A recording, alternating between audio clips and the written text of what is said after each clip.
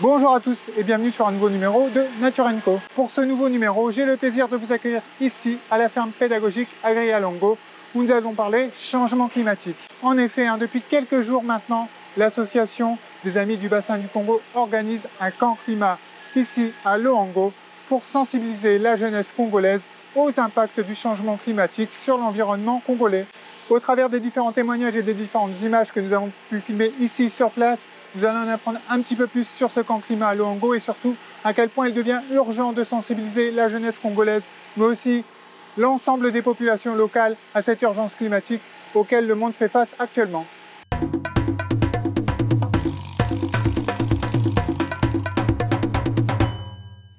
Je me trouve maintenant avec Chris Lanzi. Bonjour Chris. Déjà, est-ce que tu peux te présenter pour les téléspectateurs qui regarderont cette émission et qui ne te connaissent pas? Bonjour Dylan, moi c'est Chris Lanzi, président de l'association Les Amis du Bassin du Congo.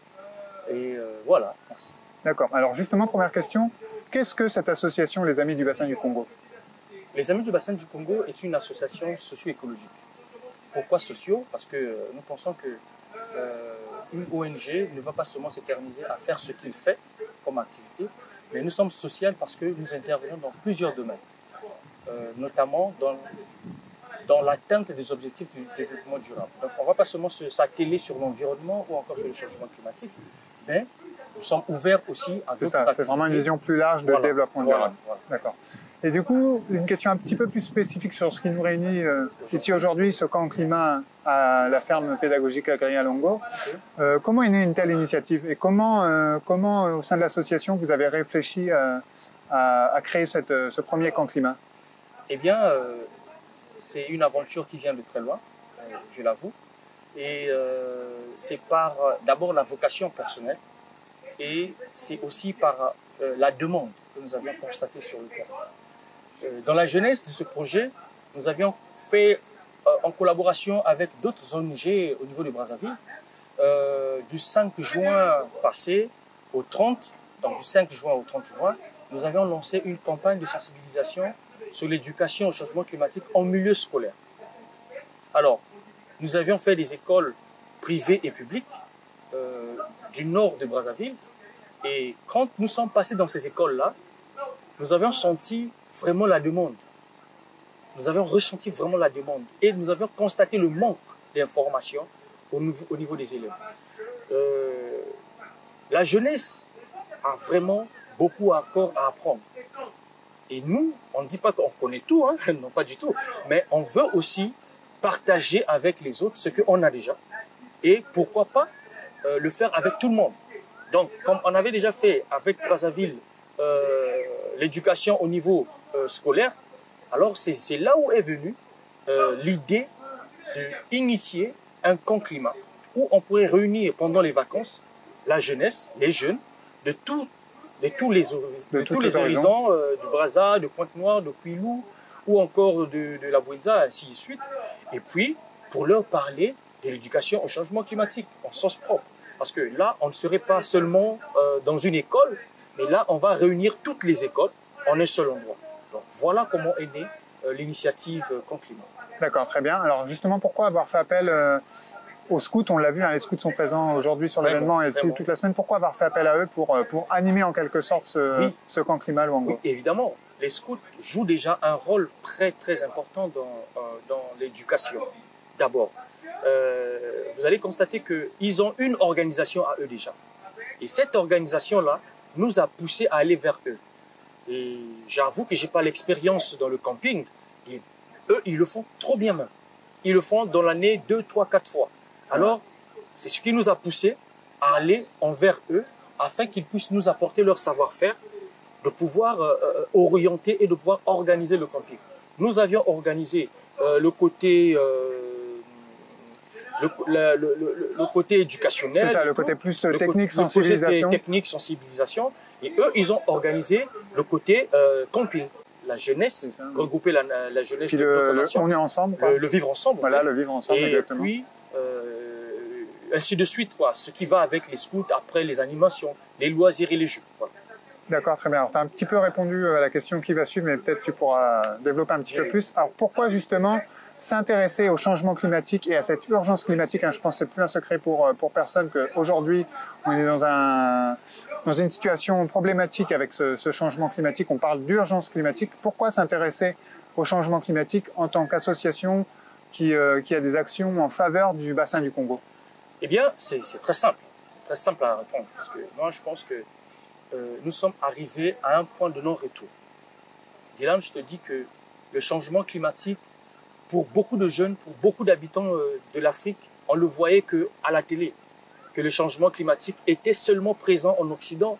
On voyait des feux de forêt en Australie, on a vu des feux de forêt en Californie, des inondations et tout, des cyclones. Mais aujourd'hui, ça existe maintenant chez nous. Dans le Sahel, il y a déjà les sécheresses. Vous allez voir déjà, ici chez nous, il y a eu des inondations dans la Moussaka. C'est vrai. Voilà. Et aujourd'hui, si on n'informe pas notre jeunesse, la jeunesse qui est la succession, en fait, l'avenir de notre population à nous, mais si on ne les informe pas, si on ne les éduque pas, si on ne leur donne pas ces outils, on court à notre perte. En tout cas, on va tout droit dans le mur. Dans le mur. Voilà. D'accord, très bien. On le voit aussi au quotidien, même avec ce changement de climat qu'il peut y avoir, même d'année en année. Souvent, les Congolais ont pour habitude de dire ah bah tiens, la saison de pluie arrive plus tard ou la saison sèche arrive plus tôt. C'est aussi une des conséquences de ce changement climatique ici au quotidien. Et justement, puisqu'on parle des conséquences, quelles sont un petit peu les conséquences qu'il peut y avoir de ce changement climatique sur le bassin du Congo? Pas ce qu'il va avoir, ce qu'il y a déjà. Ce qu'il y a déjà. Aujourd'hui, ce qu'il y a déjà. Et ce qui pourra devenir encore plus impressionnant à l'avenir si on ne fait rien. Dans les années passées, dans les années 90, on avait constaté que les saisons partaient normalement. Nous avions la saison sèche, la saison pluvieuse, la saison... la petite saison sèche. Petite saison sèche et grande saison sèche. Mais aujourd'hui, ces saisons-là, à l'époque, c'était séparé. Mais aujourd'hui, on ne constate plus ça. Il y a plus de séparation. Ça se confond un petit peu. Tout ça se confond. Donc, pendant que les années passent, et plus que les conséquences deviennent de plus en plus récurrentes. Alors, pour les bassins du Congo, pour les pays du bassin du Congo, pour ne pas citer que le Congo en particulier, nous constatons déjà les réactions, pour ne pas dire les conséquences directes du changement climatique, notamment des érosions, des pluies qui varient de date. Nous avons constaté aussi les sécheresses. Pendant la saison sèche, vous avez constaté que le fleuve Congo, rien que le fleuve Congo, a perdu carrément son lit. Et ça, ce sont déjà des signaux qui devaient déjà nous rappeler à l'ordre. Et nous pensons que les décidants ou encore les pouvoirs publics ne pouvaient pas faire ce travail seuls. Nous, associations ou ONG, nous avons le droit, nous avons le pouvoir de partir leur porter main forte. Bien que les moyens ne sont pas vraiment accordés comme il se doit, mais c'est notre devoir de pouvoir accompagner les pouvoirs publics dans les questions de sensibilisation. Une petite dernière question. Alors, j'en ai parlé il y a quelques minutes. Les scouts vous ont accompagné sur ce projet Camp Climat Luango. Il y a également d'autres partenaires. Oui. Est-ce que tu peux nous en dire un petit peu plus et pourquoi ils ont accepté de s'associer à l'association pour aider ce Camp Climat Luango? D'abord, c'est pas parce qu'ils aiment le bassin du Congo, mais c'est pas parce qu'ils aiment notre association, non, loin de là. Mais c'est d'abord par le souci, le même constat que nous avions fait quand nous leur avons apporté le projet. En tout cas, ils sont tombés amoureux du projet parce qu'ils ont aussi le même souci que nous, notamment les scouts du Congo, le projet Matachebo, la société civile du Kwilu et de Pointe-Noire. Nous, à notre niveau aussi, au voilà. niveau de Renatura, vraiment, on soutient cette initiative. Et Renatura aussi, qui tout de suite, quand il a reçu l'information, vous n'êtes pas resté en exergue. Tout de suite, vous êtes rentré parce que vous avez compris. Ça, on essaye vraiment de vous soutenir déjà au travers de ces émissions. Vous avez compris l'importance de ce projet. Donc, moi, je pensais que, je l'ai dit d'ailleurs à ma collègue Dominica, celle qui est représentante ici à Pointe-Noire, de l'association. Écoute, regarde un peu comment nous sommes en train d'aller en rang dispersé. Et voici l'occasion pour nous, ONG, pour nous, société civile, de se rassembler. Et d'aller dans une même direction. de pouvoir combattre ce fléau. Ensemble, je pense qu'ensemble, nous pourrons faire de grandes choses. Ensemble, nous pourrons faire beaucoup de choses et le résultat sera vraiment fiable et louable. Très bien, merci beaucoup.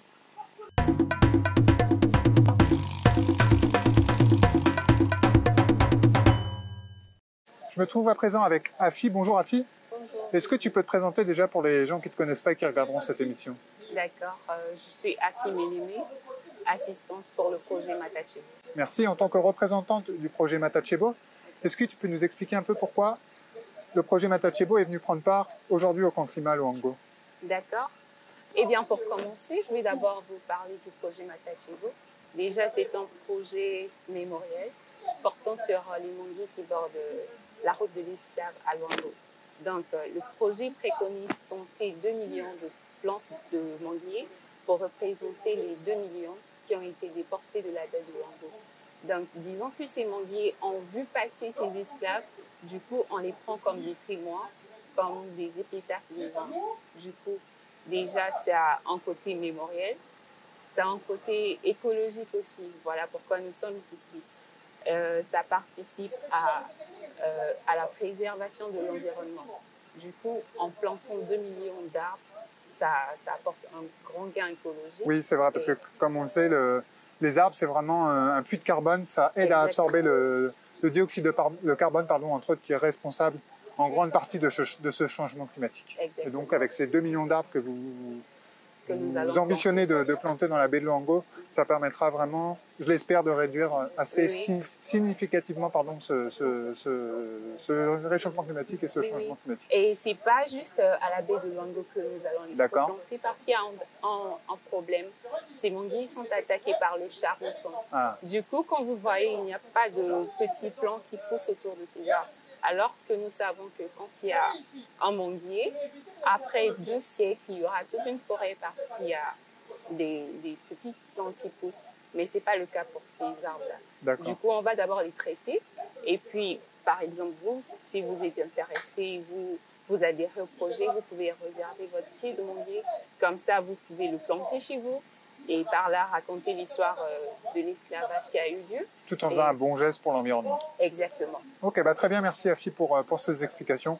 Et peut-être, on se revoit très vite pour un prochain numéro de Nature & Co. D'accord, merci à toi.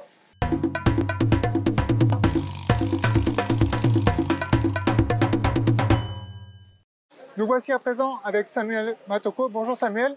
Bonjour M. Dylan. Et du coup, juste une petite question à propos de ce camp climat Luango. Pourquoi tu es venu prendre part à ce camp climat Luango? Franchement, ce camp climat Luango, il a fallu que j'y prenne parce que moi, mon combat que je mène depuis de longue date, c'est un combat effectivement dans le cadre de l'écologie.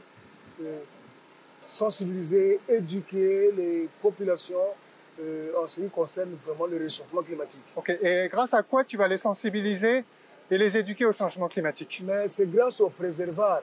Le préservat, c'est un concept à nous qui consiste à éduquer, à sensibiliser les populations à travers la peinture. À travers la peinture, d'accord. À travers la peinture, toutes les peintures qui sont là, que j'expose.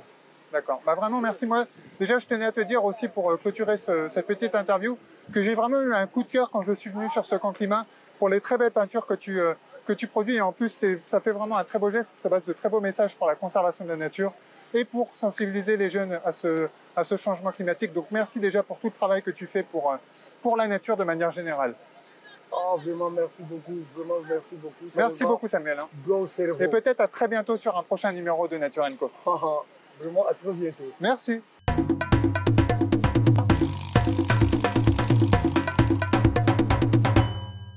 Vous me voyez à présent à l'extérieur de Agria Luango, ça veut dire que malheureusement, il est le temps de nous quitter. Il ne me reste plus qu'à vous remercier et on se retrouve très vite pour un prochain numéro de Nature & Co.